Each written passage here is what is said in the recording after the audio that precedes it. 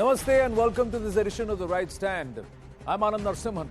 Ladies and gentlemen, at the top of this show, as we set up the debate, it's not a debate, it's actually a discussion, perhaps an eye-opener. I ask you this as an ordinary individual. When on Saturday, you saw these videos going viral of Iranian women calling out the moral police and standing up for a 22-year-old Mahsa Amini, who died in the custody of this moral police because of a heart attack, as they claim, but clearly because she was assaulted, tortured for wearing a hijab and not following the rules as mandated by this morality police. Did you not feel like standing up and saying, bravo, well done the people of Iran, the women of Iran, for standing up to patriarchy and for calling out this lot that wants to impose their medieval patriarchal mindset on 50% of a nation's population? And then, let me ask you this. Were you shocked and bewildered on Monday afternoon when you saw the right to wear a hijab and the need to wear a hijab, and that hijab is an essential religious practice, being argued in a nation that celebrates rules-based democracy and equal opportunity and equal position for all in the eyes of law? That is Bharat. So there you have the Islamic Republic of Iran having the women standing up in decades-long fight that reached a tipping point on Friday night and then came out on the streets on Saturday saying, we don't want this. And you have people here in Bharat who are turning around and saying it is our fundamental right to want this. Did you at that time think, what are these people thinking?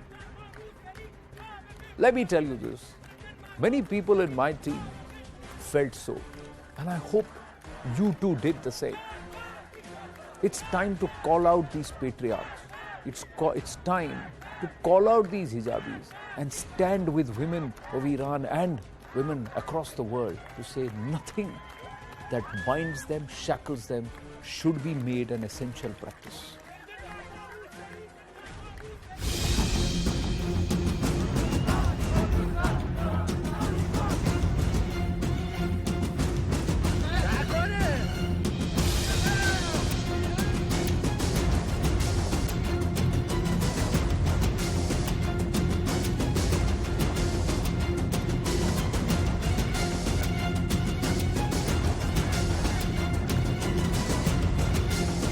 Only after Modi came to the power, he started many reforms among them.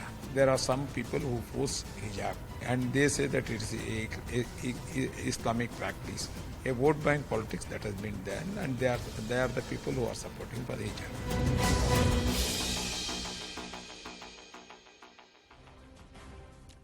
Vote bank politics or a devious means to brainwash a generation of people and tell them, you must do this because it's your right. And then eventually tell them, you better not take it off. See, that's where the graph will go. 50 years ago, it's all going viral. 50 years ago, women on the beaches of Iran were on bikinis. 50 years later, they are fighting to break free and say, we don't want the hijab anymore. So is that what we want society in India to go through over the next 50 years? This is what experts say, ladies and gentlemen. This is what women scholars of Islam say. This is as per Zinat Shaukat Aliji, who's been a regular here on The Right Stand. She's Director General, Wisdom Foundation. This is what she says. Veiling did not originate with Islam. It's not an Islamic religious symbol. Women, seclusion, it's a relic of Hellenic Byzantine eras. Seclusion, keeping them separate, keeping them covered. Then, burqa, niqab, unfamiliar. It's unfamiliar in the Quran. Hijab is not linked to women's clothing in Quran. And only metaphorical context is that it's supposed to be a barrier. It's philosophical, metaphorical. Prophet advocated modest dress, no allusion to a cloistered uniform. This is what she has said. And then she also says, the aspect, it's banned in schools. There are nations who have made Islam as their national religion, Islamic republics, who have not only banned the hijab, but who have also said it's not mandatory, you don't need to wear it. Kosovo, Azerbaijan, Tunisia, it's banned in schools. Syria, Egypt have banned face veils in universities. And it's not mandatory in Indonesia, Malaysia, Morocco, and Brunei. That's what Zina Chaukat Ali, Director General Wisdom Foundation, has said to us, and we're just quoting her. And there are many other Islamic scholars, students of the religion, of the faith, who come out and say what's mentioned in the holy book and what's being pushed around as a religious practice is a huge difference. It's a world of difference, ladies and gentlemen. So let's dive into it straight away and ask our August panel this evening, as Iranian women call out the hijabis, which way do we want, which direction do we want Bharat to take? Dr. Syed Rizan Ahmad is with us this evening. We have Shiba Aslamji, Shiba Aslam Fehmi, Muslim scholar, Empire member. And we also have with us at this point Amber Zaidi, not just an activist, but also a student of law. Namaste. She's also moved a petition in the Honorable Supreme Court demanding a common civil code. So we'll get everybody's perspective. Shibaji, let me start with you. When you saw these women coming out and protesting like this for how a 22-year-old Mahsa was treated, did you perhaps think what's happening in our own country? What in our country women are trying to fight for and prop up top judges, advocates in front of the top judges of our country, in the top court of our country, where they're trying to push this as an essential religious practice. They're trying to draw all sorts of parallels. The arguments themselves are shocking. Do they not see this reality? Or do they want to just ignore it and think that a nation of 1.4 billion people will not see this? See, it is a matter of convenience for them. And by I mean the clergy, the religious people. Actually, it is the moment for them to come forward and prove their respect towards the idea of right to choice. Because they have been saying that Muslim women are adopting hijab in India out of choice. And in Iran, Muslim women are giving up hijab out of their choice. Now they should come forward and support it. And if they don't do it now, they are the worst kind of hypocrites, and they stand exposed. So this is the time to show it, because we have been saying, people like me and her and others have been saying that if it is a matter of choice, it should not be forcefully covered. It should not be forcefully removed. When it was happening in France, Belgium, etc., we were saying this. But when the clergy comes out and says that it is a matter of democracy in France, in other places, and in India as well, that they should be allowed to exercise their choice, why are they not supporting the choice of Iranian women right now? And by the way, I have to tell you this, that Iran doesn't subscribe and ascribe this headgear as Islamic practice. They say it is a cultural practice. Therefore, even non-Muslim women on the land of Iran, they have to cover their head just the way Muslims have to. Like the Zoroastrian, the Jews, and Muslim, and Hindus, Sikh women, there are a sizable Sikh living over there, and Christians, they all have to cover. So this whole idea of culture is there, and they are adopting it in the name of culture. My question to Indian clergy is, now come forward, support the idea, they support their right to choose, and say whenever they want to give up, let them. So and nobody is saying that. So that is why I always say it is a matter of convenience.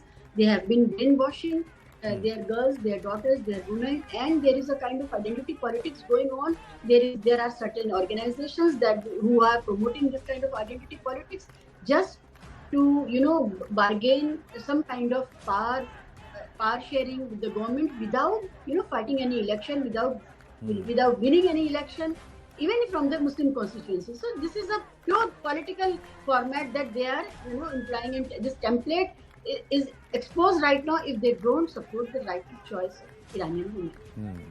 And you made 2-3 very important and interesting points. You said that they don't do it as an essential religious practice, but they're doing it as a cultural practice. Yeah, so that itself something that our courts should take cognizance, that in Islamic republics they don't mandate it as an essential religious practice, but as a cultural practice. But they're listening to arguments being made where they're trying to say it's an essential religious practice. The second part, and I had somebody also said, you said those who are non-Muslim minorities, women of other ethnicities are also compelled to wear it. So apparently Mahsa, we are given to understand, is a Kurdish Zoroastrian woman, 22-year-old. And that's why she was tormented like this. And it was tried to be forced on her. There are other Iranian women who have come out in support, irrespective of their ethnicity. People have come out, 16,000 people coming out on the streets of Iran at this point. I have another view. A lot of people watching tonight, and they've got very interesting analogies. Dr. Syed Rizwan Saab, one of them is saying ki, with a horse, analogy of a horse, that they blindfold the horse because the horse should not get distracted by all that the horse is seeing around. In this case, the horse is the man. It's the man who is getting distracted. But here you're not. Instead of blindfolding the man, you're blindfolding the world. That means the women. And trying to, put this lens on the women, cover up the women. If you really want to take action, jiski nazar buri hai, uski nazar band kare. That's their point of view. Where do you stand? Yeah. Thank you so much. See, one of your distinguished guests, she said, I don't know her much, and Muslim women have been saying that it is a matter of choice. If you go deep into it and you give me some time, then it's not a matter of choice. Come to 1979, I was 10 years old. And I belong to Western UP, which is quite a conservative area. And there, hardly we came across any woman, hijab to tha hi nahi. Hijab came in 2000 odd. It was burqa. And believe me, they were rarest of the rare case where women used to wear a burqa in a place like Bijnor, Nator and Sardana, which is hardcore Western UP, not even Meerut, 20 kilometers from Meerut. They were rarest of rare. ऐसे वो बात होती थी कि वो बुरखे वाली जो हैं, ओह अच्छा, because पूरे मोहल्ले में शायद 2 औरतें बुरखा पहनती थी. हुआ ये, with the passage of time, 1979 to 1990, hijab and burqa was forced on Indian women, and rather globally. Then gradually it became a riwayat for the next generation, and now the next generation believes that hijab and burqa are part of Islamic culture. Even it was not even a part of Islamic culture. Forget about in Islam, not even culture. And as you tell, in 1979, women were wearing bikini in Iran. You know, you might call me stone cold. But I am never with Muslims who are fighting against radicalization globally. You know why? You will say, what I am speaking, have I gone bonkers? The reason is that if you study deep, the girls who are burning the hijab, their mothers thronged the roads of Tehran in 1979 against Shah, and their mothers, their grandmothers advocated for Sharia, radicalization and Islamic law. This is a brutal history of Muslims. Wherever, as a student, I tell you, wherever radicalization has spread, the Muslim women were the pioneers of it. The Muslim women advocated it. Then later, after 30 years, 40 years, the same Muslim women suffered like they are suffering today in Iran. Same happened in Kashmir, if you ask me as a student. I have read the radicalization of Kashmir. I have stayed there and I have studied their behavior. The women from stage 1 should understand कि Islam के नाम पर उनको trap किया जा रहा है. There they say कि no, it is a message of Quran and it is good for the whole society. So women from day one, wherever radicalization has taken place, women were the ahead of men who came on the roads advocating radicalization of Islam and radicalization of society. Hence, at a given, and you saw in triple talaq. Correct. How many women you came across who were anti-triple talaq, and how many you came across who were in favor of triple talaq? For God's sake, you will know better than me.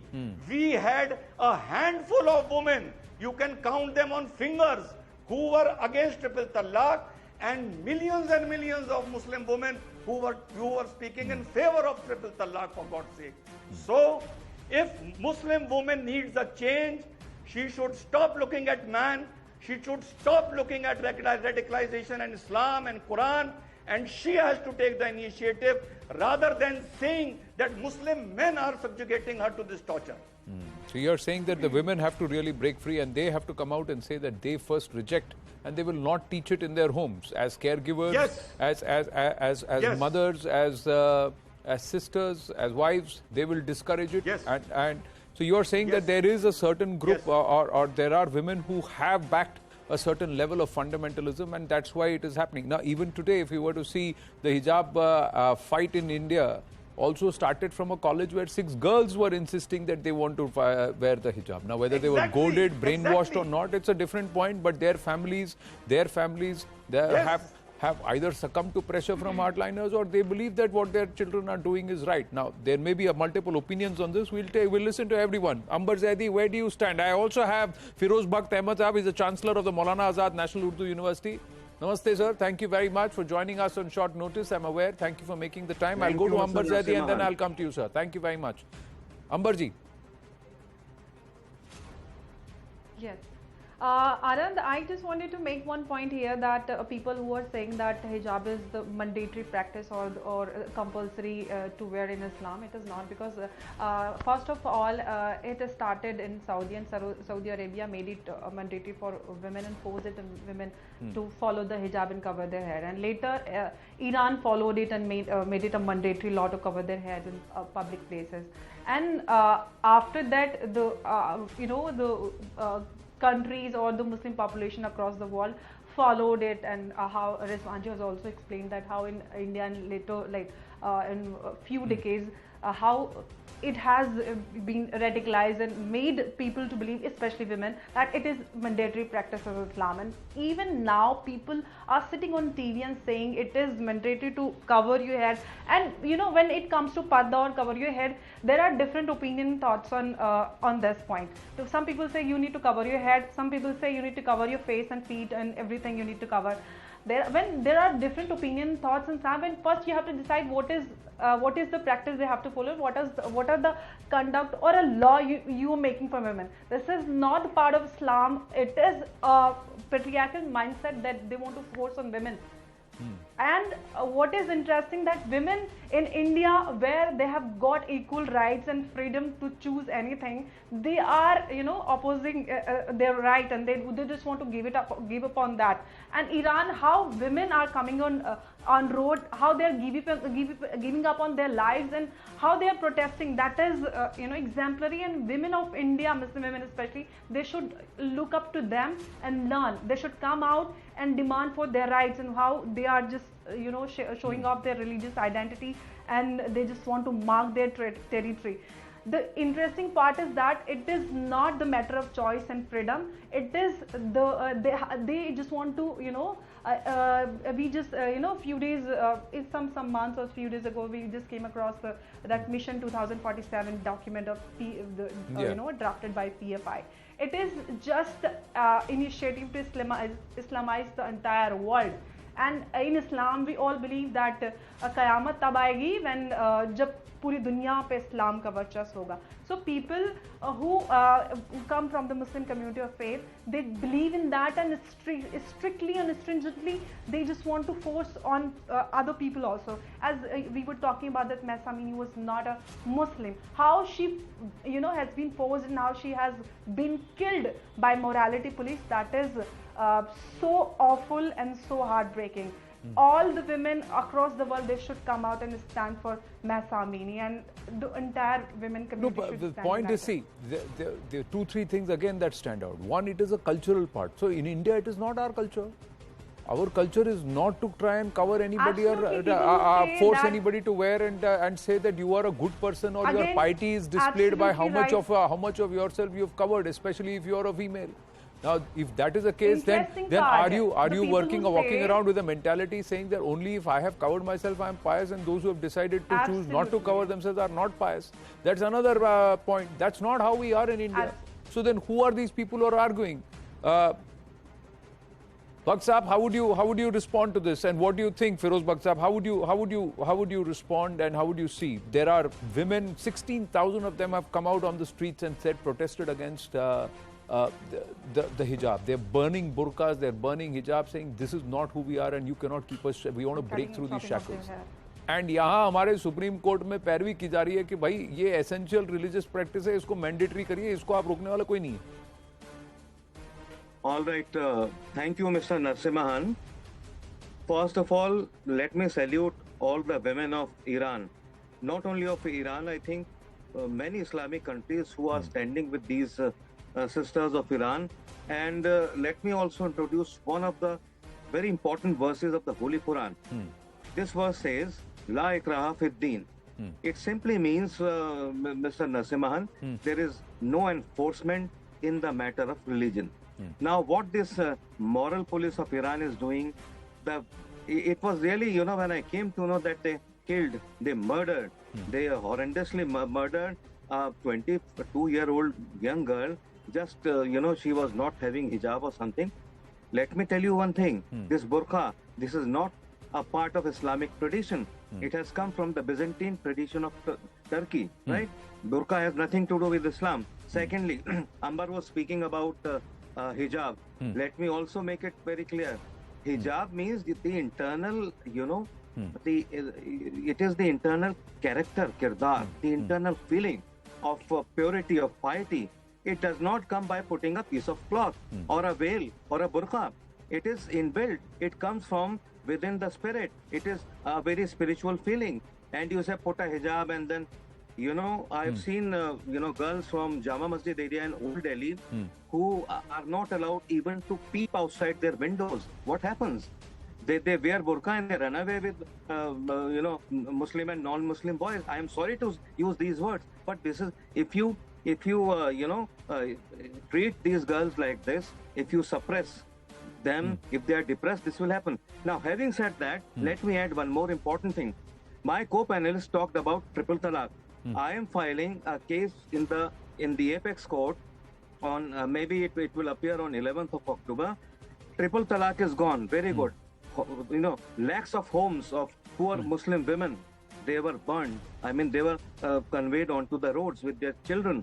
I will also take my plea to the Supreme Court, and I would say talaq-e bidat, that is triple talaq is gone, but this talaq-e hasan or talaq-e husna or talaq-e hasan should also go. Because if talaq-e hasan also goes or talaq-e hasan also goes, then the entire country, the entire Muslim community, especially the women folk, they will be at peace.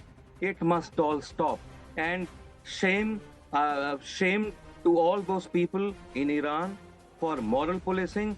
Nobody has the right to actually, to moralize, to didact. But because each and every individual, as Ambar has said, as another co-panelist of mine, Mr. Ahmad, has also said, that we are free beings and Islam believes in freedom. These people, the people in Iran, or maybe some people in Bengaluru who are actually, going in for putting hijab, and they have, provoked these girls not to sit in the exam. This is not Islam. They have put Islam in a topsy-turvy way. They have taken the U-turn of Islam.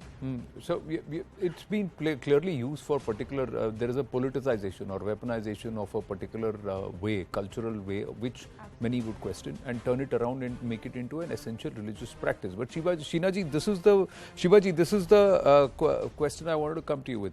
There will be those who will say, what happens in Iran is not our concern.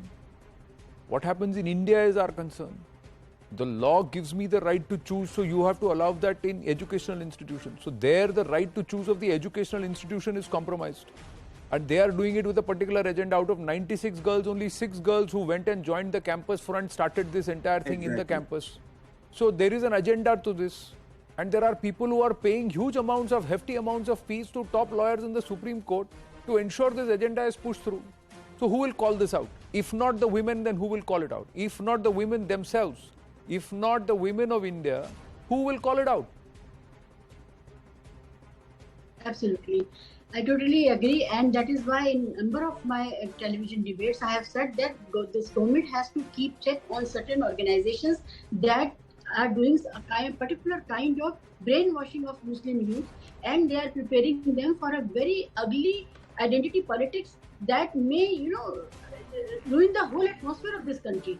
And that is why these 5-6 girls who have connections, whose parents have connections with the PFI and other organizations, they need to be checked. Instead of that, they allowed this debate to escalate to that level where Supreme Court is involved. And I am happy at the end of the day. The hindsight, I am happy that this question that whether it is a religious practice or not, it was posed, and we all understand that it is not an essential practice, and without this practice also Islam survives. So let this debate get settled in India, at least through Supreme Court, which quotes Quran, which quotes the Muslim history, Islamic history, and also the Constitution. But very important part of this debate is that the Constitution is there to safeguard the interest of the individual, not the community. Because in traditional societies like India and the subcontinent, it is the community or the society from the pressure of communitarian pressures come, and the individuals succumb to that. So the Constitution, the modern liberal constitutions are there to safeguard the individual's rights against the practices, against the rasmo rivaj, the traditions, etc., and against the religion also. So it is the fundamental rights of our constitution stands with the individual, and as far as the individual is concerned, the communitarian argument cannot supersede that. So that is my opinion from the constitutional point of view, and also this hypocrisy through PFI, through other such organizations that is taking place, and we have to check the mushrooming of all these organizations during COVID. No, but the mushrooming, like Syed Rizwanji said, the mushrooming. Mr. Narasimhan, a very quick point which I forgot, Ji. and which is very important, only if you allow me. Ji, please take 30 seconds and then final comment from Syed Rizwanji. Yeah, please. Yes, a very important point which got left behind, I could not speak it out. You see, there was a time in Iran, at the time of Ahmad Raza Shah Pahlavi, these women, even at night, in the midnight, they used to walk into frocks. They used to walk, having lipsticks and full makeup, right? In the same way, when there was Shah in Afghanistan. Afghanistan also, women were very modern. But unfortunately, when this Islami Raj, or what you call this Ayatollah Khomeini, when he ruled Iran, he has destroyed Iran. In the same way, the Taliban have destroyed Iran. Afghanistan. So you're saying that the moment you give space to radicals, but that is where Syed Rizwanji said that the space to radicals was given because women themselves backed these radicals. They also allowed this kind of radicalism to be allowed to be taught and also perpetrated to their offsprings. See, if the mothers don't encourage, if the wives Absolutely. and the daughters don't discourage, if the sisters will discourage, then nobody will follow. Syed Rizwanji, so then how do we address this here? How do we make sure that our cultural way, our way in Bharat is not this? And this should not be entertained in the first place. Okay. Final word, sir. Okay. See, I'll tell you, I might sound bitter to many and my fellow panelists. The truth is, no reform you will see from within the Muslims. No. How many you have seen, you know better. No, you won't see. The debate might look very progressive. Ambar is there, some other lady is there, Sahab is there, VC Sahab. Oh, you will say, see, 4 Muslims are speaking this, means change is coming. No. We are just social dummies who show a good picture and who keep on speaking, or rather for myself I will use keep on barking. And in every generation we had few Muslims like this. By and large, no change will come. A Muslim society changes by law, it changes by stick, and it changes by stringent implementation of law. By the next generation it might become a riwayat, but what Modi is doing or any government is doing, we will not change from within. Right. You have to do everything but for that's us. that's a be unique it point. for marriage, be it triple talaq, be it... So you are Nothing. saying we won't change. I have running out of time, so I had to interrupt you there. But what Zina Chaukat Ali, who I quoted earlier on, said that for Islam evolved and changed within itself, reformed for 200 years, but then it stopped. So why did it stop? That's the bigger question. And can this be changed? If it needs the law, then the courts who have got to uphold the law and our parliament which legislates, then it's huge responsibility for them. that the cultural ethos of Bharat does not get diluted because of the whims and fancies of a select few hardliners. We're going to take a very short break. I thank all our guests. Do stay with us. It's a very, very special presentation when we come back.